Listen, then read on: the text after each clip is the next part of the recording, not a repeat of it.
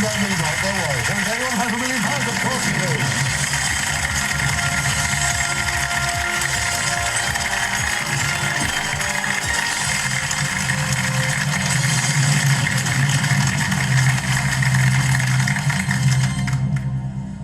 Getting himself nice and comfy. This is Mark Labbett, who's 6'6". He comes from Newport in Wales and is a supply teacher.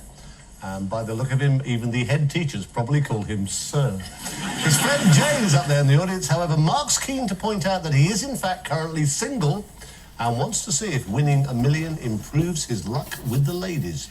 At the moment, Mark reckons they go off him when he mentions his family history of having 12-pound babies. 15 questions, 3 brand new lifelines, £1 million. Mark, lots of luck. Let's play Who Wants to Be a Millionaire?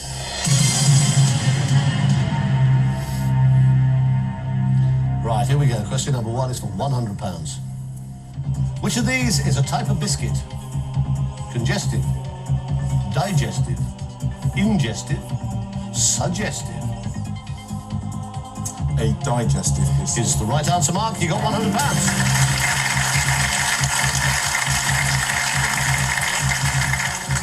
Question number 2 is for 200. Which of these did highwaymen traditionally wear? Beret, earmuffs, mask, goggles. Well, I hope it's a mask. It's the right answer. You got £200.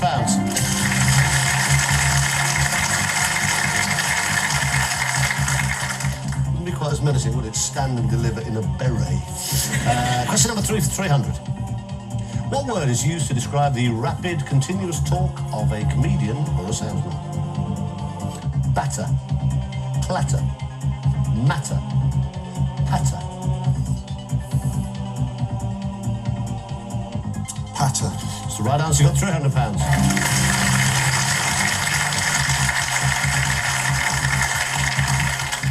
Question number 4 is for 500.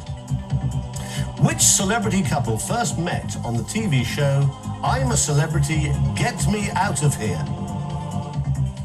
Jamie and Jules Oliver, Tess Daly and Vernon Kay, Jordan and Peter Andre, Madonna and Guy Ritchie. I was worried about that question till Jordan and Peter Andre turned up. So Jordan and Peter Andre. You got £500.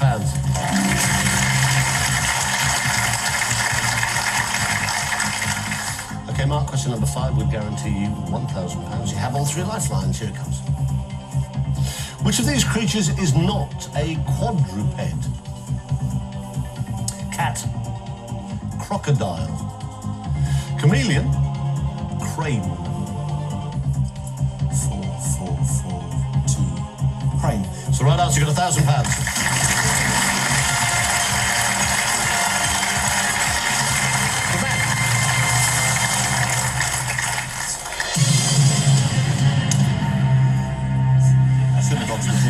No, I'm really glad you went to the gym today. Thanks for that. You're a supply teacher. Yeah. Are the kids absolutely terrified the moment you walk in? Yes, and then they start to realise I'm a big softy at heart. But generally it's too late by then. Too late by then. What do they call you? Do they give you a nickname? Well, King Kong's the latest one, but King otherwise Kong. it's Hulk, Godzilla. Basically, every time there's a monster flick, suddenly, for some reason, that's what my name becomes. I mean, I'm not even the tallest in my family, so I can't see why. Who's bigger than you in your family? Oh, my little brother Phil, 6'8". Your little baby brother. Now, you have £1,000. You have all 3 lifelines. Question number 6 is for 2,000. Which word describes a piece of knitting with a series of raised rows? Ribbed, spined, sculled, hipped. You're probably not a knitting kind of a guy, are you, Mark? Whatever gave you that idea? Just about everything about you. I think I'm going to ask the audience, please. OK. Right, audience, this is the question. First lifeline that Mark has needed, because he admits he's not very keen on knitting. This is the question. Which word describes a piece of knitting with a series of raised rows? Now, A on your keypad is ribbed, B is spined, C is skulled, D is hipped. A, B, C or D, please all vote now.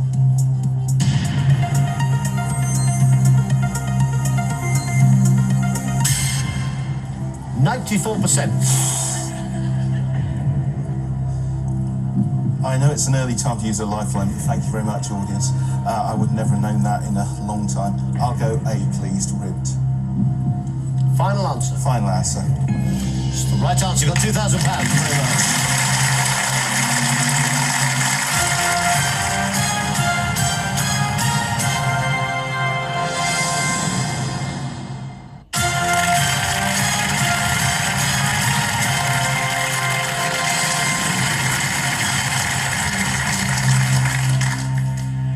Now you have £2,000. You have a 50-50. You can phone a friend. Question number 7 is for £4,000. Estoril is a resort in which country? Turkey, Italy, France, Portugal. Well, Estoril is the motor racing track for Portugal, so I'll go for Portugal. Final answer, please. It's the right answer. You got £4,000.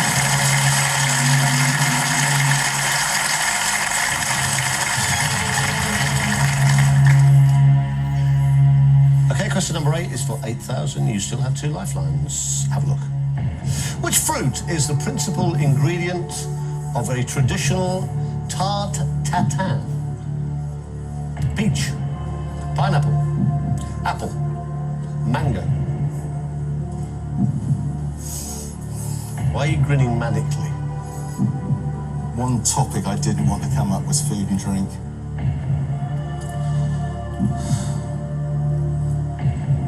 Well, phone a friends are there to be used, and one of my phone a friends is a master caterer, so if she don't know, I really am in trouble. I'd like to phone a friend, and I'd like to phone Mo, please. Mo? Yeah. Okay. Tell her the question, 4 possible answers, or one of them's worth £8,000. You've still got a 50-50 if you need it.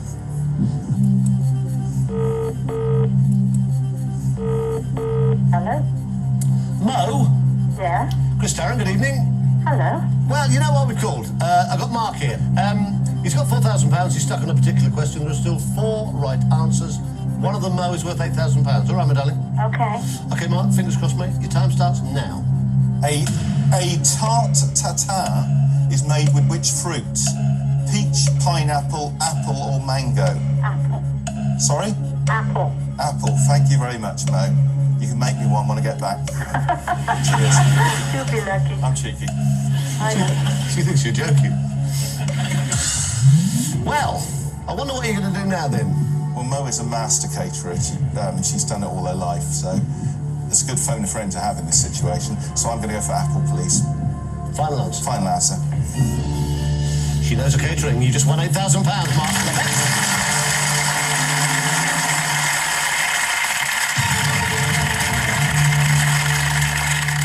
Question number 9 of a possible 15. Here it comes.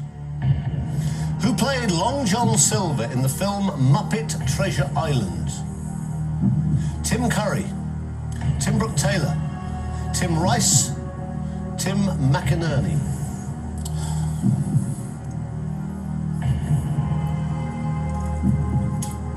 Well, my first thought was going to be Michael Caine, but obviously that wasn't a very good one. It has to be called Tim. However, it rings a bell, and I keep seeing Tim Curry in that position.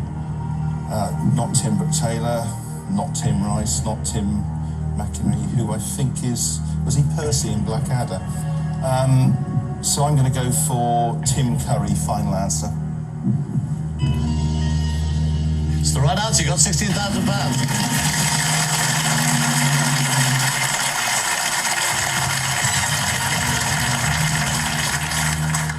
Feel okay? Yeah, feeling relieved? I will be after the next question. Okay, right. Question number 10. Now, this is for £32,000. You can double your money here. You've got 16 at the moment. It's question number 10 of a possible 15. You're 6 away from 1 million. You have 1 lifeline. Here it comes. What was the occupation of the American President Thomas Jefferson? Bishop, carpenter, veterinary surgeon, lawyer. Phew, thank goodness he turned up. Well, he drafted the American Declaration of Independence. I think he was the gentleman that, was it JFK, said when he had something like half a dozen Nobel laureates to dinner, he said, "This is the greatest collection of brains at the White House since Thomas Jefferson dined alone." So, I know the quote, but what I mean to know the answer. He's a lawyer. I'm sure he's a lawyer. If I'm wrong, I'm in trouble, but I've got to go with it. Lawyer, final answer. It's the right answer. You got £32,000. Good man. Good man. You said you were going to go for it tonight as well.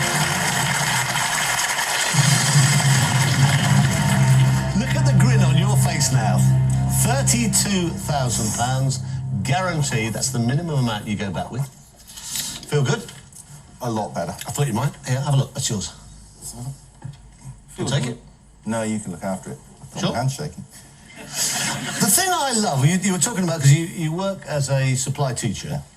What age are the kids you teach? Oh, 11 to 18. So the big ones, really. See, I find it amazing that kids of any age, well, actually most grown-ups, bearing in mind how very large and menacing looking you are, even if you're clearly not. I'm amazed they call you things like King Kong and Godzilla at school. Well, there's a lot worse nicknames to be called. I think it's a simple case. I can't intimidate kids, but I can intimidate adults very easily. It's working for me. And 5 easy questions there. Okay. Quite seriously, because you know, you can't, and you wouldn't want to give a child a tap, because one of your taps would probably put it away for about 3 months. You're not allowed to do any of that stuff now. So if they're being a real pain, which I'm sure they are on occasion, what can you do to them now? Well, I think it's use your professional skills. I mean, one of the smart things generally to do if sometimes a kid has lost it is to find a way to gently get them out of the room, because then they're no longer reacting and playing to the crowd, and give them a chance to calm down. So in a way, it's much more about people skills. You still enjoy it? Yeah, I enjoy being in front of a group of kids. A lot of the paperwork I could quite happily leave, but the actual act of teaching kids is fun. If you won £1 million, and as always, I'd be absolutely thrilled if you did, would you carry on teaching? No.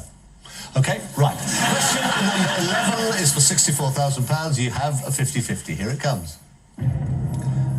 The best-selling novel, Miss Smiller's Feeling for Snow, is set chiefly in which country? Canada, Denmark, Switzerland, Nepal.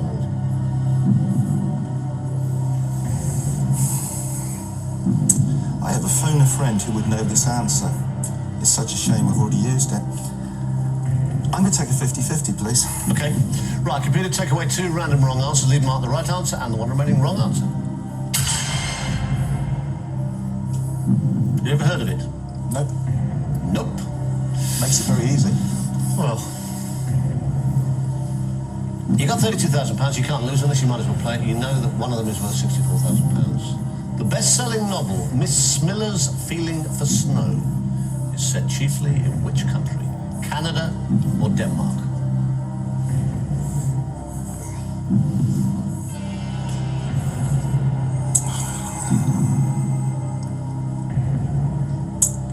There's 2 good reasons for picking one answer, but the problem with literature, it can be totally irrelevant. The construction of the name, I don't think is Danish. They tend to be ending in suns, although it could be irrelevant with a literature country. And again, Denmark's can be a cold country, but Canada's far better known for it. It's a free 32,000 bonus, this, so. Oh, I'm going to go for Canada, final answer. Was a bit sudden. There's nothing I can do about it. I don't have a clue, so pick one and go with it.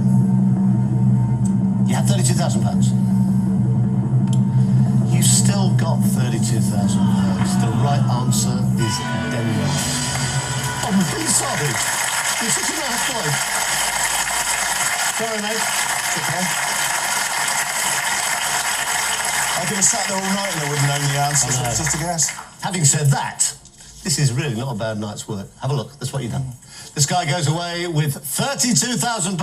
Mark Labbett, thank you very much. Thank you.